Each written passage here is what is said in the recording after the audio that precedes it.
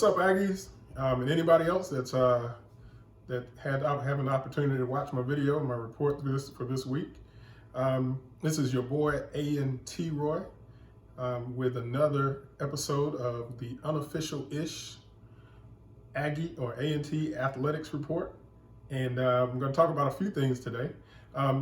As a reminder, please subscribe to the to my YouTube channel so you'll be notified of the updates that we get.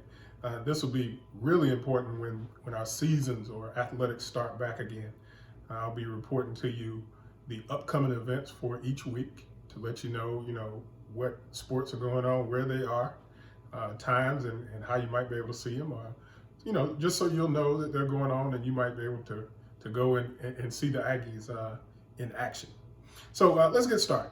First thing is, I want to let you know all the different sports that we have. We actually have a total of, I think it's 16 sports that we offer for our student athletes. The ladies have 8, or the women have 8 sports, and those are basketball, bowling, cross country, golf, softball, tennis, track and field, both indoor and outdoor, but still considered one sport, and volleyball. The men have 7. Those are baseball, basketball, cross country, football, golf, tennis, and track and field.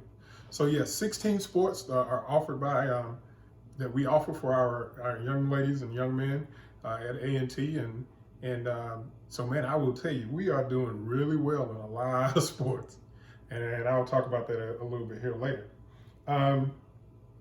Last week we reported that the MEAC had decided that it would put on the fall sports in the spring of 2021.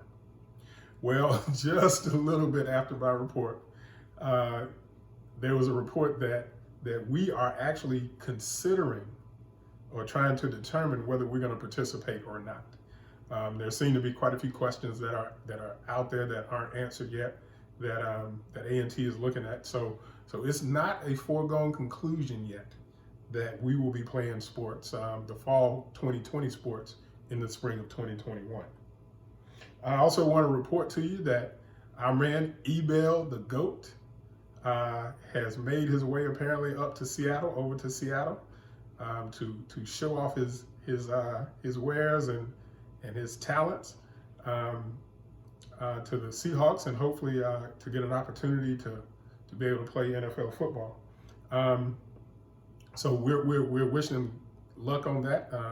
We do know that Elijah is an absolutely talented football player, and so we're looking forward to hearing that he's signed a contract with them.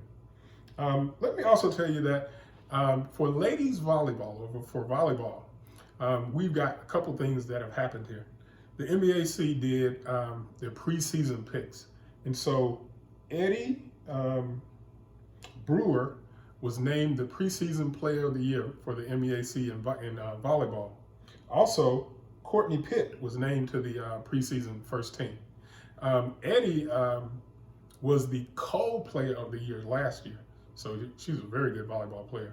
I'm going to try to put a link in the report showing clips of her, but I'm not so sure right now we're going to be able to get it done. If not, we'll try to figure out something maybe down the road. Let me also tell you that our volleyball team was picked to come in to win the Southern Division of the MEAC volleyball. So volleyball, I think baseball, there may be some other sports that we actually play in divisions within the MEAC. So there's a Southern Division and a Northern Division. I don't know all the breakdowns for all the different sports, but in volleyball, we play in the Southern Division, and of course in baseball, we also play in the Southern Division. So A&T's volleyball team is picked to win the Southern Division. And again, like I said, we are doing really well in quite a few sports. Of course, volleyball is one of those. Let me also tell you that our 6'11" point forward / center Harry Maurice. Then he follows it up on one of Harry Morris's 3 blocks as they double swatted that thing right there. Morris getting his reward on the other end with the jam. Has returned back to A&T to Aggieland from the UK. I think he's from Scotland. So Harry is back, and that means we have, I think, unprecedented, or at least if it's not unprecedented, there aren't very many other teams that have this, but man, we've got a 7-footer and a 6'11" basketball player, and Harry is 6'11" point forward. He was a freshman last year. He won at least 1 week MEAC Rookie of the Week in basketball. So we're looking for some good things from Harry as he continues to mature, hopefully gets stronger and settles into college basketball. Also learned today that our football game against North Dakota State that was supposed to be played this September, of course, because we're not playing fall sports, has been rescheduled for the fall of 2022. So, I did a little bit of thinking about that and wondered, I wonder what we're going to have in terms of at least the current roster of players that we have on our team right now. And it still looks pretty good 2 years from now, considering the NCAA has granted, at least as I understand it, they said that any football that current players play now, between now and the spring of next year, will not count against them in their eligibility. So what that means is all of our juniors or redshirt juniors will not be charged or this year, whether we play or not, that won't go against them. So they will still be juniors in the fall of 2021, which means they'll be seniors in 2022. And so I'll tell you, based on just thinking about a few of the players and going through our starting lineup, most of our players are still going to be here if they're still on the team. But we should still have a very talented team. And that's without me knowing very much about what's coming behind or coming up during this time in terms of, there'll be some redshirt freshmen, there'll be some sophomores that we would have signed, and I don't know about, what we have for those kids. Another good thing about it is, we were a little bit leery. Well, let me take that back. Quite a few folks were leery of our starting quarterbacks or quarterback for this year. And so, of course, Jalen Fowler was scheduled, or at least right now or before the season started or since last year, was pretty much penciled in as the starter for coming up for this fall. But he was, of course, going to have competition from Kingsley Afedi. I hope I said his name right. But they were really going to be in competition for the starting job of quarterback for A&T. The issue was neither of them has had,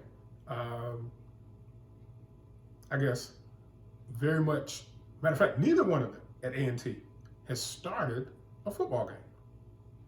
And neither of them has had very much experience. Now, I will say that Jalen did get a little bit last year down at Florida A&M and that debacle of heat and all this stuff that went on and all the cramps and ruckuses that broke out down there. He did play pretty well at the end of the game. He played very well, I would say, second half against Bethune-Cookman. And then he played pretty good in the last game of the season against our rival from Durham. So Jalen doesn't have a whole lot of experience, but he does have some. But the key to it is we were concerned about not having a very experienced quarterback going to North Dakota State this year. But, if things work out and we get down the road down there in 2022, both Jalen and Kingsley will be seniors.